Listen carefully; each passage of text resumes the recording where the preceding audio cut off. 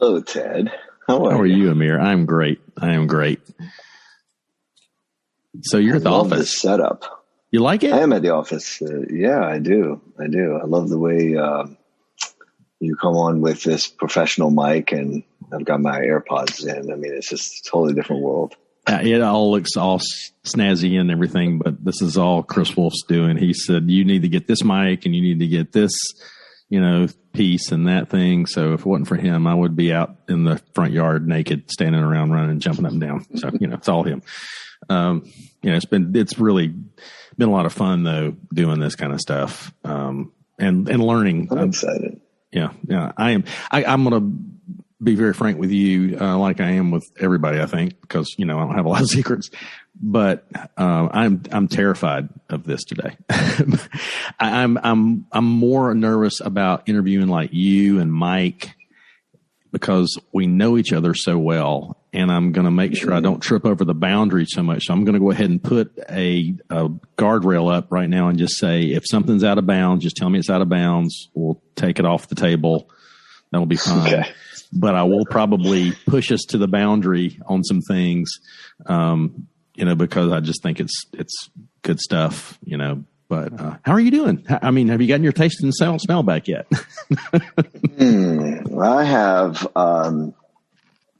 I have my taste. My smell has never really returned to normal, which I've shared with you. I have 3 kids under 14, and sometimes that's a blessing. Yeah, to not have your full sense of smell back. Yeah, exactly. He loves to test my ability to smell. So, love him to death. But that humor is, it's actually, I've never outgrown that humor myself. So I don't know why I'm picking on him. Makes sense. Well, I know. I was telling someone yesterday the story about that time that Roya did the little spoof on the mask. And I mean, I just about peed myself how funny that was. It was so funny. And I'm going to go ahead and probably put this in there, but for background. So when the mask first got started being talked about and everything, Amir's daughter, Roya, he shot a video. I guess she did it for you live first. And then you thought it was so funny. Let's do it for real and tape it. But so she basically is getting into the car, and she turns and looks at Amir with his camera in his hand, and she's got like one of those mud masks like you would see from things. She goes, I don't know what the whole big deal about this whole mask thing is. I mean, I can breathe normally. This is not a big deal. What is the big deal about these masks? It was so funny. God. It was so funny. So funny. Yes. Yep. Her sense of humor definitely is situational like that. She loves to make me rethink the way that we're saying things. It's a constant challenge in my house where I use phrases or expressions that I think make sense to them, and they just love to reenact and especially if it's something along the lines of an expression that we might use a lot in our age, and just it becomes the comedy of the day for my kids. When we first got started in all this mess, I mean, all of us in Lake House Boys were just throwing jokes that our kids were telling back and forth. I think that was probably one of the highlights of everybody's day was whose kid told a joke today at the very beginning. So that was a lot of fun.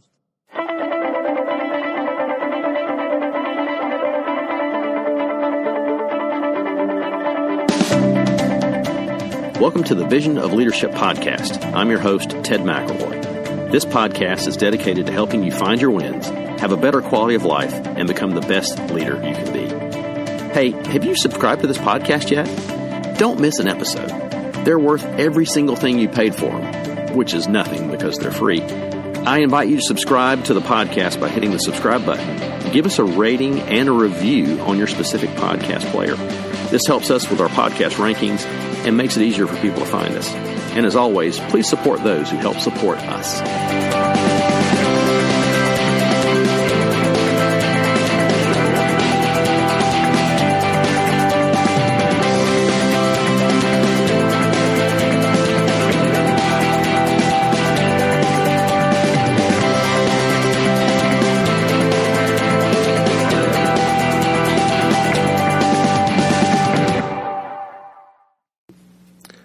On episode 102 of this podcast, Chris interviewed Justin Kwan, Michelle Andrews, and Richard Ruth. They pointed out that as a profession, we have done a great job of letting our patients know that myopia is not a big deal. If you can see 20/20, there is no worry. It is the high myopes that are in more danger. And as they said, that message is tragic. Any myopia has a higher risk of maculopathy, glaucoma, and earlier cataract development. In the MiSight one-day clinical trials, only 4% of study participants who got ProClear one-days stayed stable in their myopia progression over the 3-year period. That means you can confidently say, parent, by not going to a system geared to slow the myopia progression, there is a 96% chance your child's vision will get worse. This may take away some of the choice your child has in the future as to how they will correct their vision. Choice, not fear of the disease associations with myopia, is what best resonates with parents when it comes to myopia control for their children. And with CooperVision's MiSight One Day, we now have an FDA-approved single-use contact lens to lessen the progression of myopia in our patients. Contact your CooperVision representative to find out more about MiSight One Day contact lenses. Welcome to the Vision of Leadership podcast. I'm Ted McElroy, and today I have with me one of my very dearest friends, and I'm not just saying that. I mean, I have with me today Amir Khoshnevis. Amir is a practicing OD in Charlotte, North Carolina. He and I have started, I guess, our relationship together a while back. I can't even remember what year it was, but we started together with a study group with Amir, with my dear friend and Al, and Amir's dear friend and Al, Mike Rothschild, a great American, and Carl and Katie Spear. And it grew from there into a couple other people, and some people dropped out, some people got added. That's sort of conformed or transformed into something now we call the Lake House Boys, which I'm sure we'll get into why that's called that in a little bit. But the one thing I wanted to express to you guys is just the incredible amount that Amir does for our profession, and the wonderful thing that he does, and just on top of that, the heart that he has, and you'll hear that throughout today. So Amir, welcome. And as I said at the very beginning, I'm kind of terrified because, it's not just somebody I've got a chance to interview, with somebody I really love, and I'm glad you're here today. Thank you, Ted. The love and respect is absolutely mutual. I got to tell you, when I think of a handful of people in this profession that I can count on to always shoot straight, to always have a great balance of heart and mind, you really are in those very few people, Ted. And I've brought that up for other people and talked about how grateful we are to have someone like you in Vision Source and in our lives, and on the advisory board. So it's interesting. We're close friends, but there's a great deal of mutual respect because we see the world differently. We have different perspectives, and yet we have one mission, and that is to serve our colleagues and our profession. So I'm excited to be on here and to share this time with you. I think that part of the reason why we're able to say this about each other, though, is because of the influence I think that we've had with each other, and the influence we have with our group of friends that we have that are so close, because we are so brutally honest with each other, to the point of, drawing blood sometimes. I mean, it seems like almost. And I think it's because of that, we have become who we have become. And it's been so nice having people who are not afraid to call me out on my stuff and say, I think you really ought to rethink that idea. And, I can honestly say it's painful, but it's probably one of the best things I've got going for me. Well, I think it's the vulnerability factor that we've learned throughout the years. I can think back to the number of times you, Mike Rothschild, and I gave lectures, and afterwards we asked, as people often do, what do you think? How did I do? And often what we're looking for is just simply reassurance that we did a good job, because we're too fragile to hear that we didn't do very well. And I can't tell you how many times the punch in the throat from Mike or you of, well, you just weren't on your game today, didn't offend me as much as it gave me a chance to pause and say, well, why? And then you'd say, well, maybe you carried on too long in this topic, or maybe you were too programmed. You've said it so many times that maybe the audience didn't understand what you were talking about. And I can look back at those moments, Ted, and understand that those were the defining moments that helped me to shape my thinking about delivering a message that hopefully an audience would not only understand, but they would feel, and they would understand where the underlying passion comes from. So sharpening the knife with you guys has been fundamental for me in all I've done. And it's not just you guys. I can think of other folks who've done the same exact thing. They just didn't hold back. And they knew that as friends, we had the opportunity to cross that line and say, brother, you really need to think about it this way, right? And I look back to telling you had this wonderful thing where you would click your fingers really loudly between points. And I remember coming to you and honestly saying to you, Ted, that's a bit jarring when there's a microphone. And you laughed. And I was like, I don't think you know that, but you're clicking right against the microphone. And who says that unless there's a level of trust and love that you have with each other? I mean, maybe you'll say it because you're a jerk, but I wouldn't do that. I would say it so that you understand I've got to shift and maybe think differently.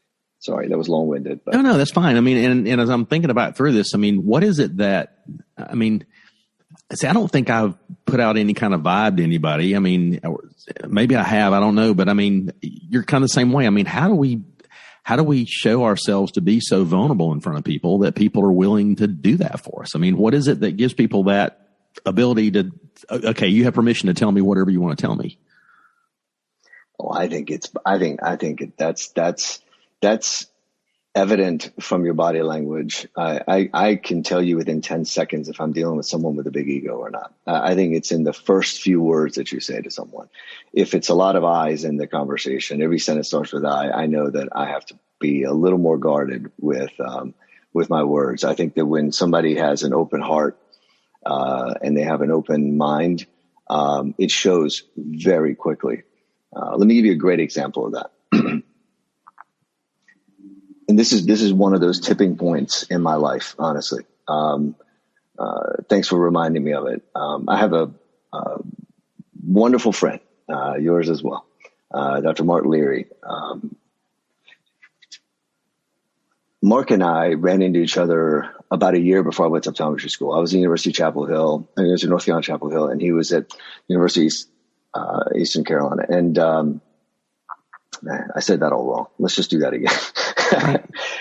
He's at East Carolina University, and he came to Chapel Hill for a orientation and sort of meet and greet with all the schools, all the optometry schools. He didn't know me. I didn't know him at all. We were walking into a meeting center, and he was maybe 10 steps ahead of me. And Mark turned around and he asked if I was going to the optometry event, and I said, I am. And as I caught up to him, he introduced himself to me, shook my hand, and I felt a certain warmth in his approach. I felt no judgment. I know this is a weird place to go to very quickly, but being a Middle Eastern descent person, I almost always living in the South. I almost always worried or sensed there was a bit of, there was maybe a small segment of the population that looked at me that way as opposed to looking at me for the person that I was, right? And it was always on the back of my mind, especially when you're younger, you tend to be a little more aware and fragile. And then I learned very quickly how to decipher if somebody was generally the normal human being walking around just wanting to make sure that they do the right things and they have the right interactions. The vast majority of people are that way. And what's interesting about Mark is that he immediately showed himself to me, like immediately. Within 10 seconds, I knew who he was. And fast forward now 20 something years, he's still one of my closest friends. And, so you asked, what is it that makes us open and vulnerable? I think it's really, it's your essence. It's your being. From the moment that people meet you, they probably sense that you lean in and are genuinely interested in learning and learning from them, learning about them. So it's a giver and taker mentality for me. I think people who are givers like you, it's very quick to decide to see and to understand who you're talking to. But the funny part about that is there's also this I hate to go in this direction, but there's sort of a selfish part of it as well. I mean, I know there's a huge payoff having that kind of, because if I'm going to constantly hold myself back, then I'm not going to have I hate to say it, payoff at the end. I'm not going to have these deep relationships. I'm not going to have these people who are going to be able to be there when I need them, and maybe that's, something we learned the hard way somewhere in our life, or maybe that's just, I don't know. I have a lot to believe that it has a lot to do with our families and how we were brought up. I've had the pleasure of meeting your family and just how open they are. It's an amazing situation to have someone and to see that generational part of it that goes along with it. It's really incredible. Yeah. Ted, I'll challenge the notion that maybe there's a selfish part, and maybe that there is a knowledge that we've learned along the way that we might need them. I'll challenge that. I think that's a retrospective thinking. And this is from my experience. I think the greatest lesson that I learned from my grandmother was the law of reciprocity, that if you give without an ask, if you give because you're doing what you believe you must do, then the world will take care of you, that the world reciprocates, and you will have something in return. And I dare say that you don't open your heart and you don't engage people because you think one day I'll need them. I think when you think about it in retrospect, you say, wow, isn't it amazing that when I actually needed this person, they showed up? And maybe because I gave first. But it's interesting that most of us now realize that if you give, and the way that you've poured yourself into the profession, the way that I think I have poured myself into Vision Source and the profession and my colleagues. And so we're on the same exact path here, that we don't have to ask for anything, that we just know that that's the right thing to do. But I think the good that comes from it and what we gain from it down the road, is simply because you've elevated, so many people around you that hopefully that, one day when you need them, they'll be there. Yeah. Yeah. I mean, I was being a little bit, just kind of trying to add it a little bit, but so, one of the things with our families, and I do want to get into this if you're okay with it, but sure. The way you got to where you are today was way different than the way I got to where I am today. How much pressure, first of all, was it for you to become a doctor because of your dad being a doctor? And then how much pressure was it for you to succeed because of the way you got to where you are today? Well, that's a loaded question or two. My history, and that one of the famous lines from my father was when we got here, and I'll explain what that means when we got here. But one of my famous lines, my father was, "Hey, Amir, so are you going to be a doctor or are you going to be a doctor?" And that was that's how he saw it. But I'll tell you why, because it became very clear to him, because of life events, that a doctor who took care of people, so clinical doctors, they transcend any cultural, racial, societal barriers, because society generally looks to doctors to solve their pains and their problems, and they appreciate the care that you provide, especially if you are doing it for the right reason, which is the very vast majority of doctors, I dare say 99%. So one, that was a lesson that he knew that in this new world, that would help me to be free of maybe some of the challenges that people face with cultural differences, what have you. The other is that my culture, I'm Iranian in descent, and Iranian people really respect doctors, so much so that when you say one day I'm going to be a doctor and you're in the 5th grade, from that point on, your mother calls you Dr. Khoshnevis. It's just that kind of thing. That's how it is. They just want so badly for you to be a doctor because they believe in healers being, at the top of the pyramid of respect. So I think there was also the cultural thing. But Ted, how did I get here? And it's a story that I don't often tell, and I probably won't get into the depth of the discussion here. Not because I don't want to share, but just because it's hard to hear a grown man get upset on a radio on a podcast. But I think one thing you have always known about me is that I look back at my life as basically a continuation of a gift that my parents gave me.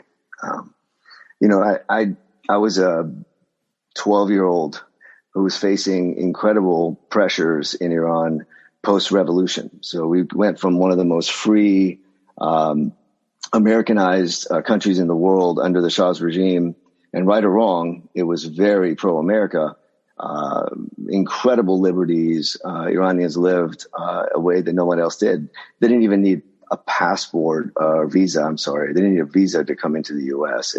That's how we lived. We were just like an extension of America in the 70s. And then when the Shah fell and the Islamic regime took over during the revolution and beyond, my family didn't escape like everybody else did who had the means. And the reason is my father led a hospital system. He had a great sense of responsibility to people of this incredible town that we lived in Iran, the southern part of Iran, a city called Shiraz. And Shiraz is in the Pars region of Iran. That region of Iran is just green and beautiful, and it's where some of the greatest poets in world history have come from. And it's a rich culture. But my father felt very much obligated to the people there as an OBGYN. There was a mass exit of all physicians and people with means from Iran during that time. And who was going to deliver the babies? Who was going to take care of the people? So he decided to stay. And we stayed as a family. So there was my mom and dad, my sister, who's older than me, and then my brother, who's significantly younger than me. He was only 2 at the time. And my grandmother living with us. And so we stayed and faced the consequences, which were pretty severe. It's interesting. My dad was there to help serve, but yet he was seen as part of the old regime simply because he had means. The country was being turned upside down because if you were anyone who had lived the Western lifestyle, that you were the enemy. And these were radicals. These were absolute crazies who took over the country. And 30 years later, we're still held hostage in Iran because of them. So we stayed and we faced really tough days. 5 years of my mom and my sister my grandmother covering their heads and having to live a different way than they had ever lived before that. Iranians took pride in giving women freedoms that the rest of the world didn't have at the time. Women were divorcing and voting and owning, and way before most of the world in Iran. And my mother was an Olympic caliber runner in Iran. She, most of the Middle East was running with cover, and my mom was running in shorts and a t-shirt like the rest of the world. It was just interesting dynamic, right? And the pendulum swung so hard. So we faced some tough times, rationing food, not having the things that we needed. And even the school systems became very rough. And I faced a lot of personal threats as a child. It all sort of came to a head when there was a call to get kids, young boys, to basically go and serve the military because Iraq had attacked Iran and there was a war, and it would take young men who really weren't in fighting ages to run the minefields ahead of the soldiers and become martyrs for the cause. And my parents knew that it was probably not long before they would grab me, so once we knew that the time had come and that it would be a matter of short time before that would happen for me. My mother and father just picked up and just said, well, we're going to have to leave no matter what. And they basically started to pay off anybody that could pay off. They started giving away everything they had, and just sort of slowly watched the world sort of change around us. And we found an out, probably not wise to say over the air, but, we found someone who was willing to take worldly possessions and get us out of the country. So once we left, it was a pretty difficult time, a very scary time. But we landed in France and had to get political asylum to stay there, and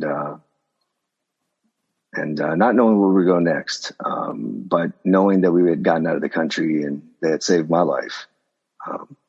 And of course, the hardship that my mother and my sister were going through, and the life that my brother would have one day. It was just all of it was necessary to leave. And of course, we grabbed grandma as well, and she was definitely the matriarch of the family.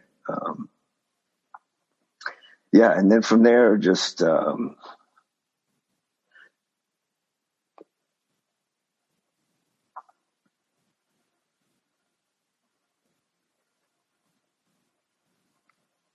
just the sacrifices you go through. But the funny part about all that is it seems like a sacrifice at the time, but the blessing of going through something like that and how that shapes you in your future.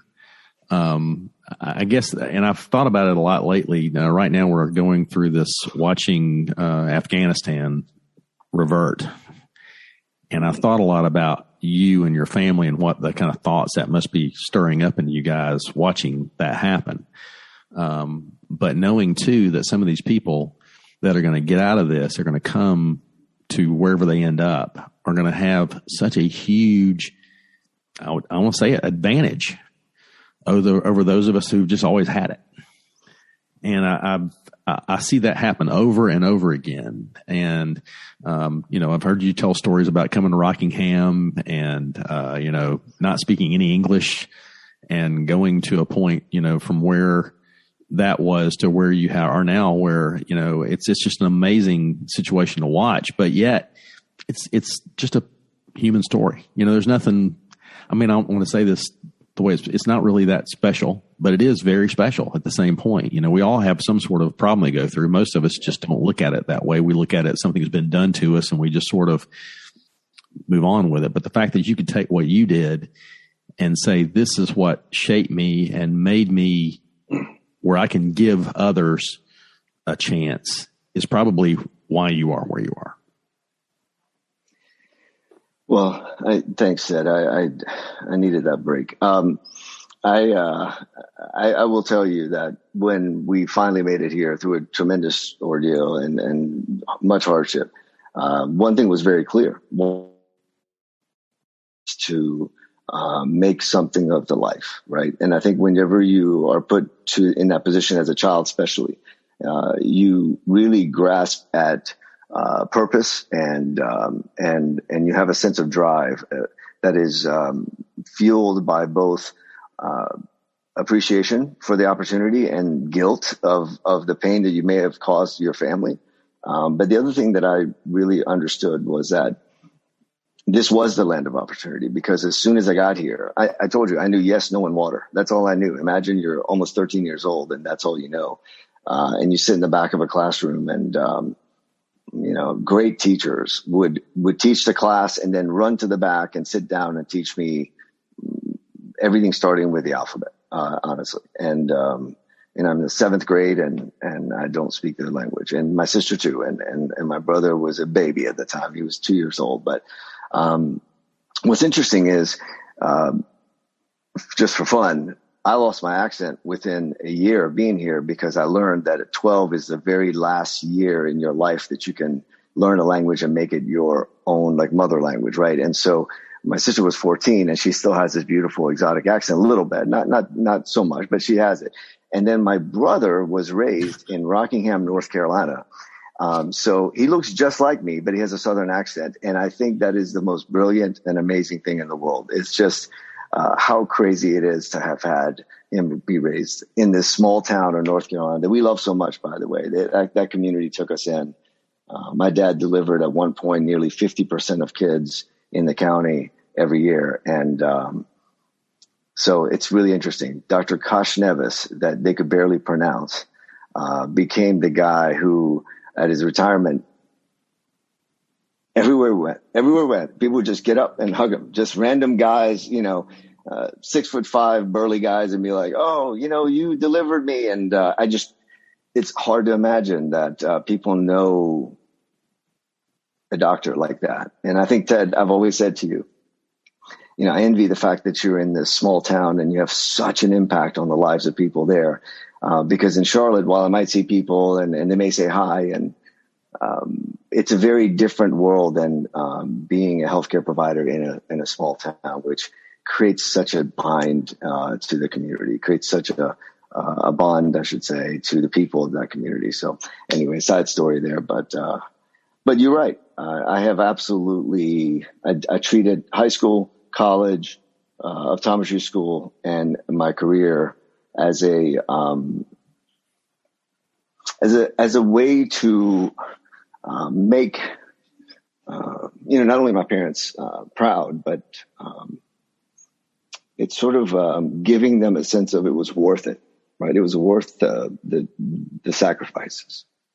Yeah, and for me now, on the backside of this, I'm getting this gift of watching and hearing your stories and watching you.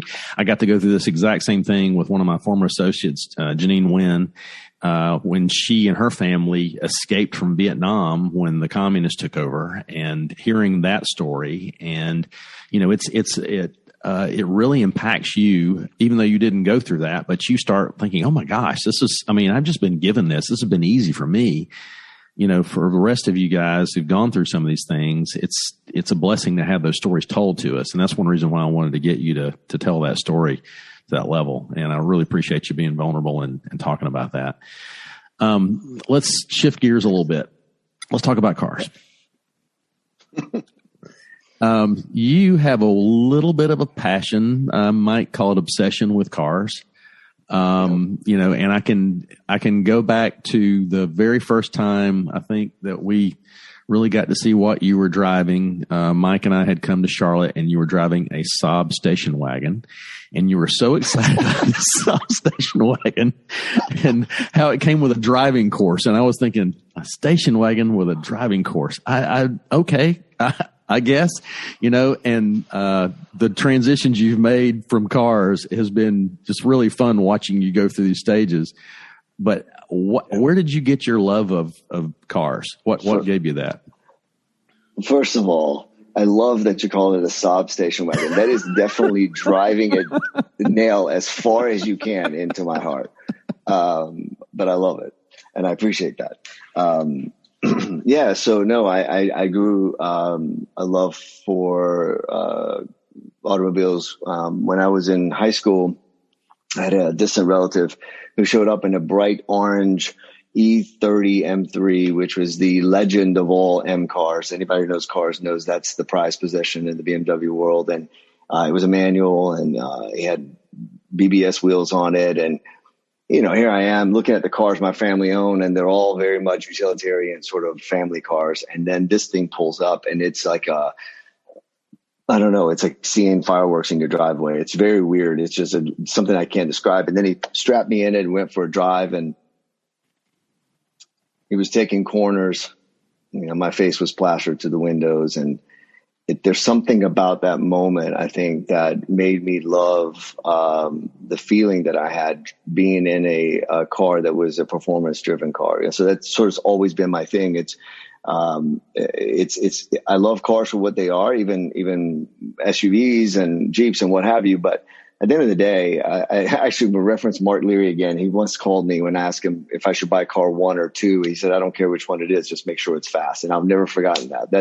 That's actually the way that I kind of view cars, is how fast are they? But obviously being responsible and not driving them that way in public roads, but I get an opportunity to get them on tracks, and I get an opportunity to get close roads and drive the way that those cars were meant to be driven. But to your point, even when we started to think about having a family, my wife and I didn't jump into an SUV or minivan right away. I talked her into an estate car, because in Europe, the Saab 9.3 Aero was a hot commodity, and it's it looked like a cool car, but it was a station wagon. But in America, it was way before its time, because that's kind of become a thing now where a lot of wagons are now hot again. I just had a 20-year start on that, Ted. You just didn't know it. But anyway, I bought this Saab, and it came with a European trip, which actually was brilliant. I got to see Sweden and Denmark, and then I got to go into a professional driving course to learn how to drive it. And looking back, a front-wheel drive station wagon, that's not the greatest driving car in the world, but that's okay. I was buying in at the time, so. Do you think that, I mean, I know this may be drawing a large correlation, but do you think that actually formulated some of your, I'm going to take this to the next step? I mean, the driving school that went with it. Yeah. No, I think so. I think, Ted, one of the things that my brother once said to me was, Amir, you tend to, when you put yourself into something, you try to be the best at it, right? You just always push as hard as you can when you actually commit to something. I think that's probably what it is, a personality-driven thing where I'd have this competitive mind that says, if you're going to do something, do it all the way. And cars definitely along that line. Like, once I bought one and I understood it and I wanted to do something a little better. And each time I purchased a car, I wanted it to be something that is better in performance, better in appearance, whatever it is. And so there's a little bit of that. I've always challenged myself to be the best I can. And I think that's why you've seen me go through cars the way I have, is I'm bored easily. I'm always like, okay, I've got this one down. I need to look at something else that's going to give me that pastime entertainment that I need. And it's just it's a fun thing. But I will say, when I know I'm not good at something, I don't do it. So I look really good in the things that I do. And when I know I'm not good at something, it is quickly off the list. I won't do it. So then, of the vehicles you've had, what's been your favorite and why? Pick your favorite child. Go ahead. Pick my favorite child. I would say at the moment, there is a car that it's not the fanciest. It's not the most expensive. It's not the fastest, but it's special. And I'll never forget, I was able to get one of 300 issued BMWs in the U.S. market. It's a track version of the M4, which you see many of them on the road, but this one is a special one. It's called the GTS, and every 10 years or so they create a GTS, BMW does. And I was lucky enough to get an allocation, and I don't know, for whatever reason, that car is probably one I'll never sell. It's just something about it. It speaks to me. It's not the fastest, not the best performance, none of that. It's rare. It's the kind of car, when you buy it, you kind of realize, wow, I just got something super special that is rare. And that's what binds me to it. I think my personality matches my personality very well too. It's funny how you think of those things. Like, people associate with their dogs, I associate with cars. So it tends to be the reason why I like it so much. So one of the things you did, some might consider this lucky, and I think part of it has a lot to do with just putting yourselves in the right place at the right time. I mean, you basically created this luck. You ordered an M version of a BMW. Was about 7 years ago, 8 years ago, I guess it was. It was an M3, wasn't it? Okay, the F80. And you ordered this car.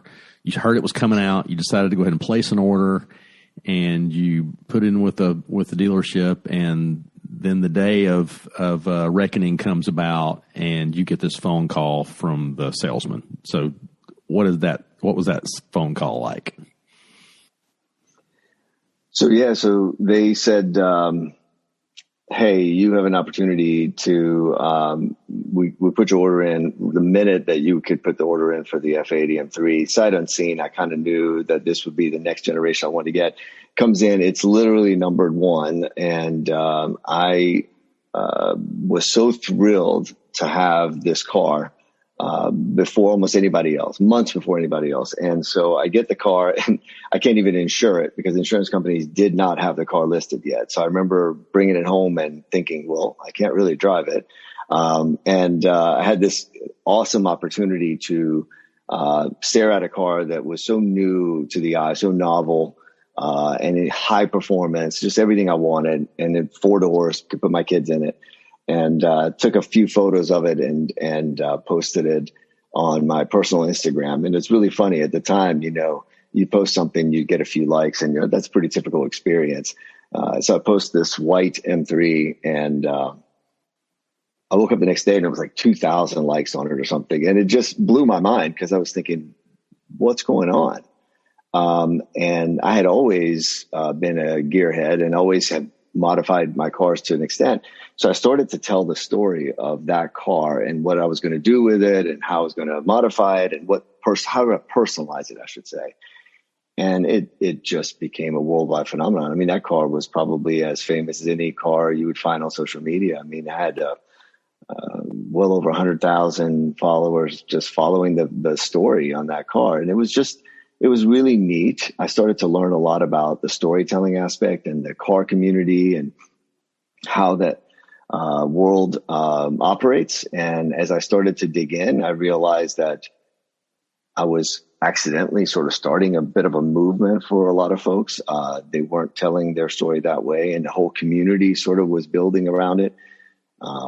I've made some lifelong friends. I gathered 20 of the best together. We formed a little company that is now one of my favorite things. It communicates with the automotive industry through these 20 influencers, and they are genuine. They absolutely don't accept sort of compensation for doing the things they love to do, but they get to work with those companies to have a voice in the car community, and they get incredible experiences. They get to go to big races, and they get to experience research events, and it's been a really fun thing. And so now I'm fortunate enough to work with Michelin, one of the finest companies in the world, as an ambassador, but somebody who actually, like right now, I'm doing a research event for them where I get to see what the consumer mindset is on different tires and how they perform, and how lucky am I to sit in a room with Michelin people and as an optometrist to talk about tires and research. It's just phenomenal, just the luck that I've had to be in this position. Well, the reason I wanted to sort of talk about this is because, I mean, we've all heard of Seth Godin, and he talks about having your tribe, and this was kind of your tribe. This was sort of your niche, your nerdiness, if you want to call it that. And it's so funny how we can take some of these nerdy things that we think of nothing, and it becomes something massive. And it's even, I mean, we can even do this with our own businesses. Taking social media is one thing, but taking the personal aspect of social media and really, truly developing that side of it, that's where all the magic happens.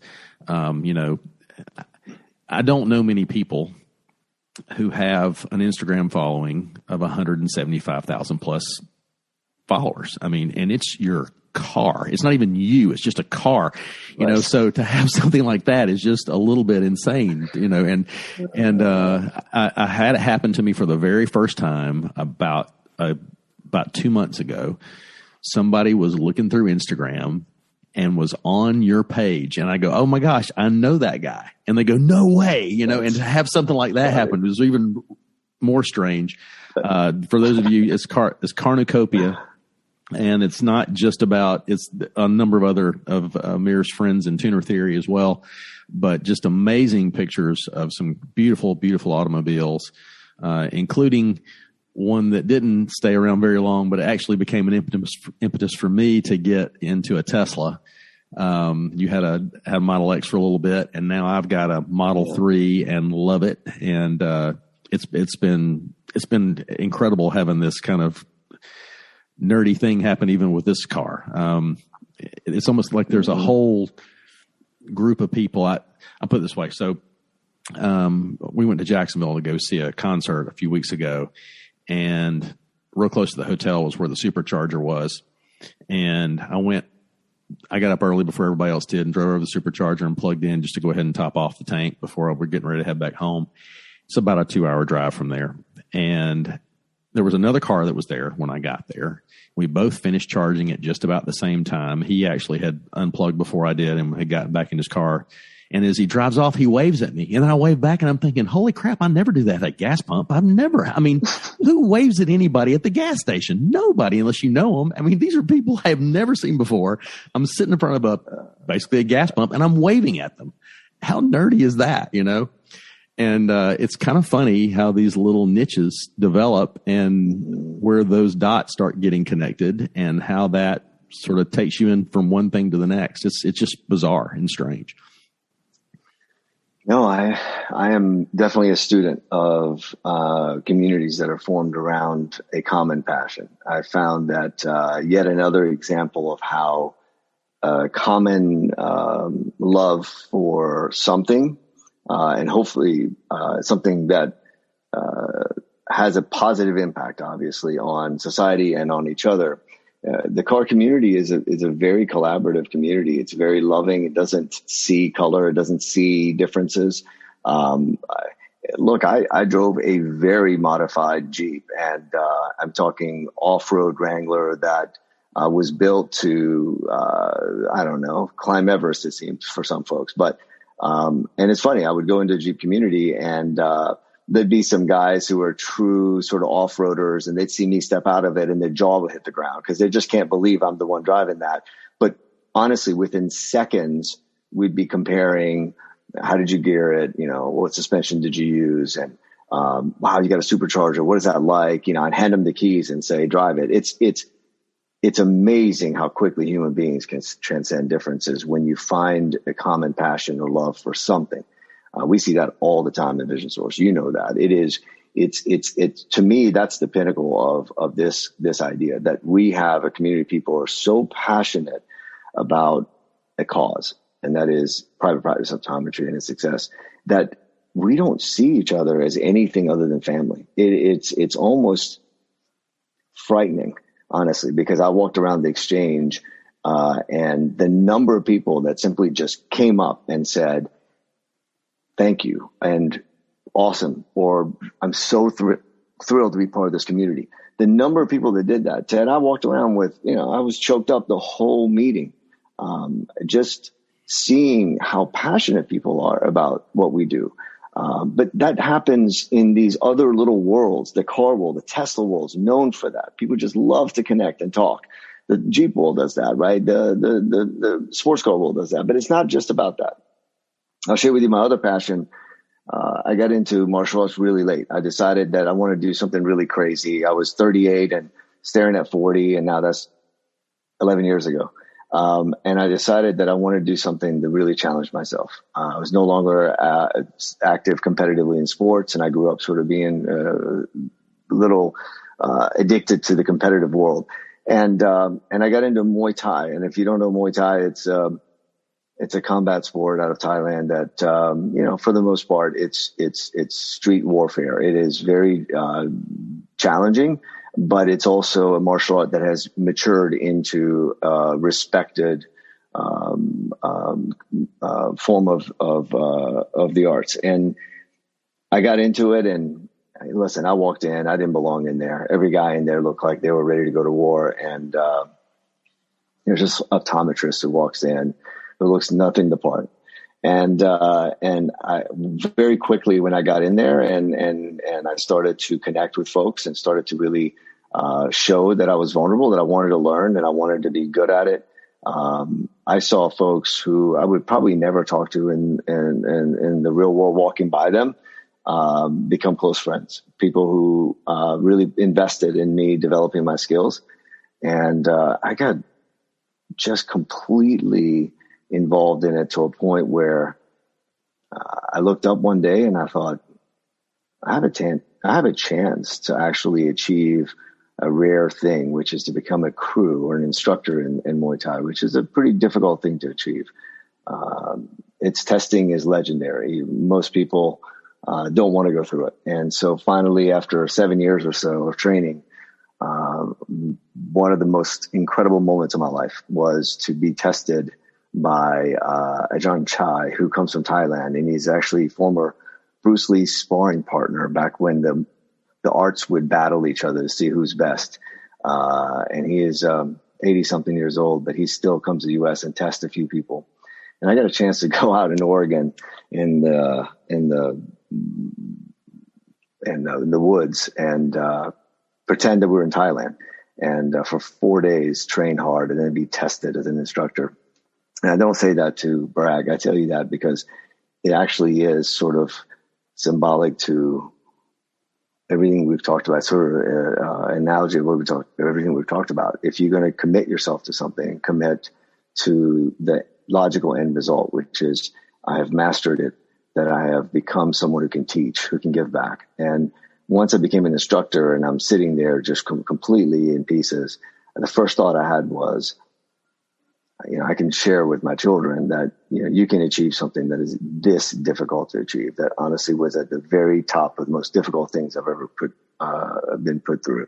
But I also got a chance to come back and teach, and I've enjoyed teaching now for a few years when I really get to invest in other people. So, these are the kinds of, and the community aspect I wanted to share with you. That Muay Thai community is just something else. We just show so much respect to each other and so much love for learning.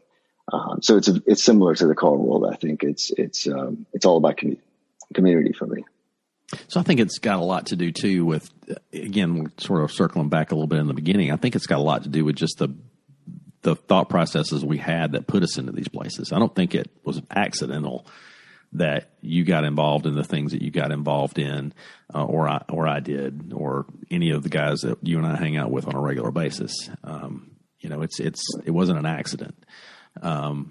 It's part of our nature. It's part of who we are, and realizing that I can't survive without having somebody like you to speak into my life.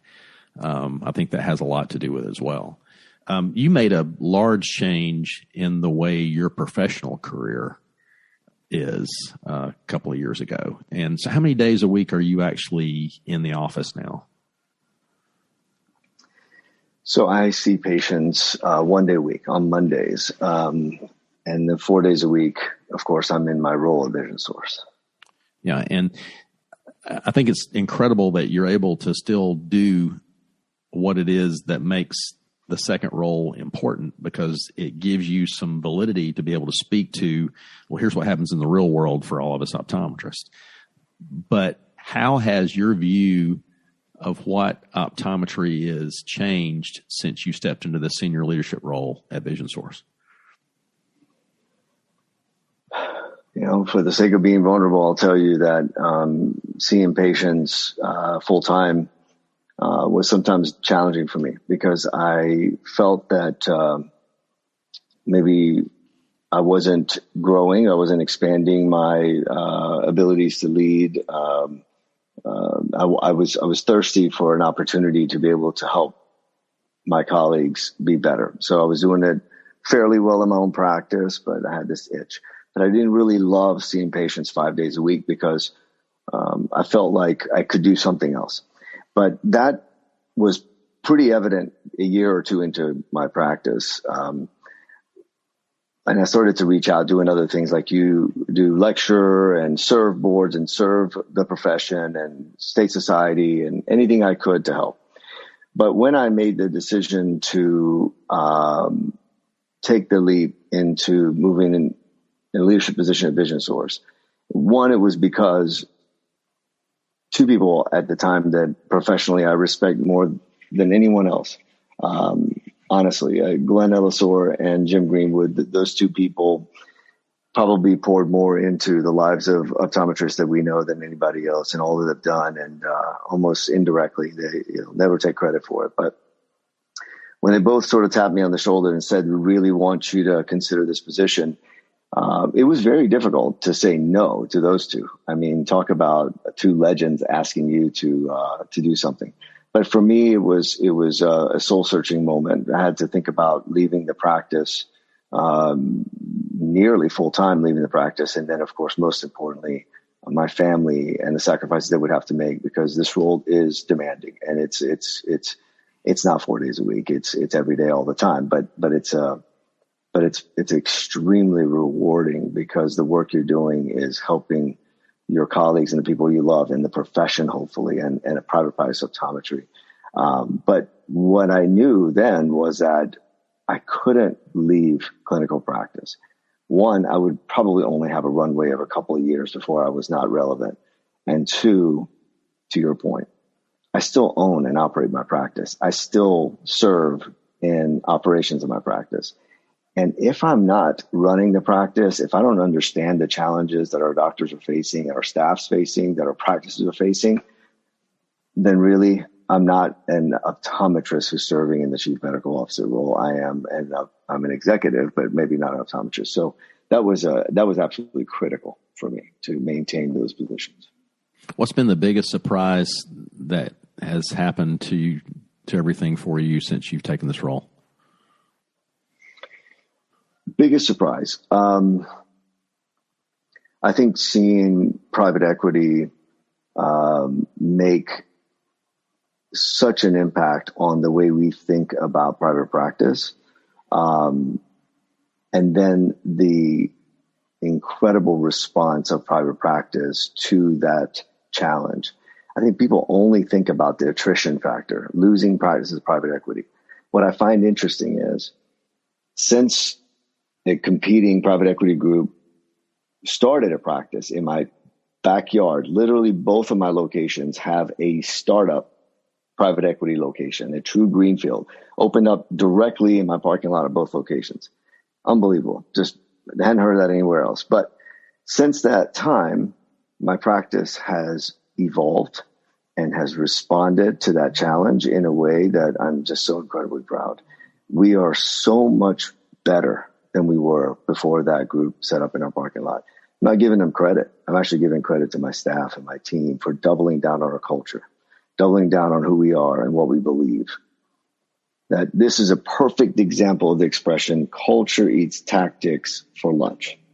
It is unbelievable how good private practice has become in the face of the challenge that we're facing from corporate takeover of private practice. I think that's the thing that I'm so excited about. And that's definitely not to say that you haven't been tactical. I mean, you guys have made some very strategic moves with your practice, but I agree, knowing the team, with the people that I've met within your organization that work with you and Loop, just an amazing group of people. And, and to have, it's no wonder. I mean, how could you not attract that people to you the way you are already? It's just it's just going to happen that way.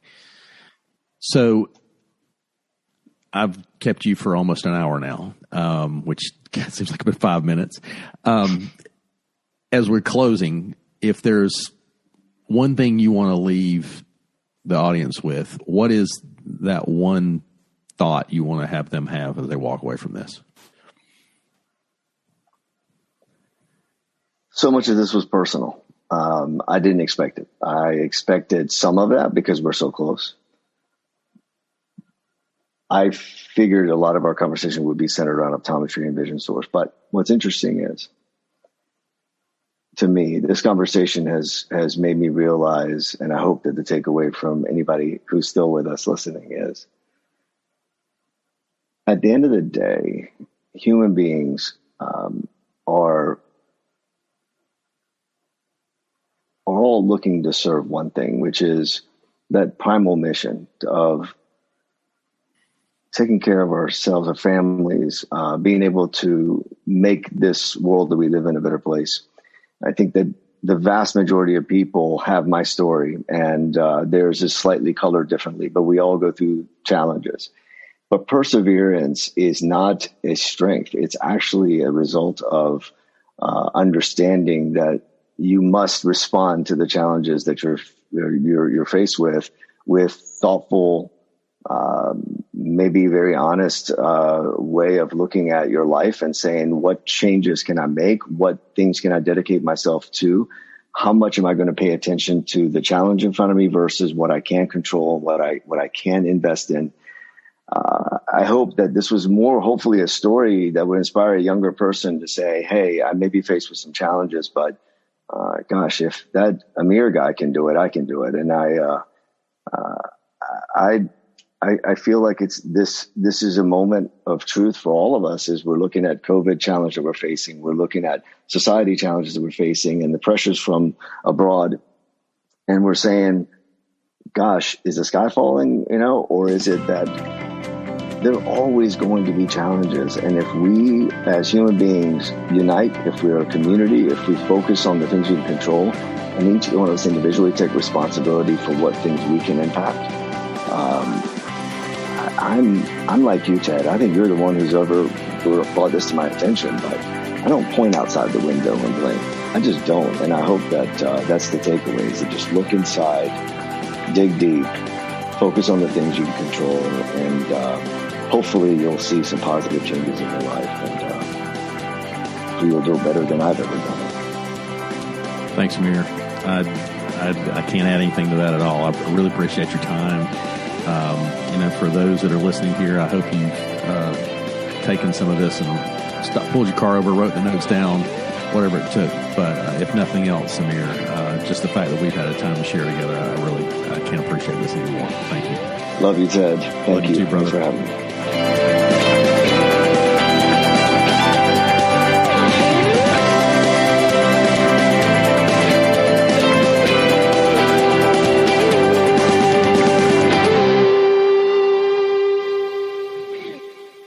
So just really quick, let me show you how professional this really is. So I've got my microphone sticking on top of a plastic box. Yes. Yeah. I should have shown you that ahead of time.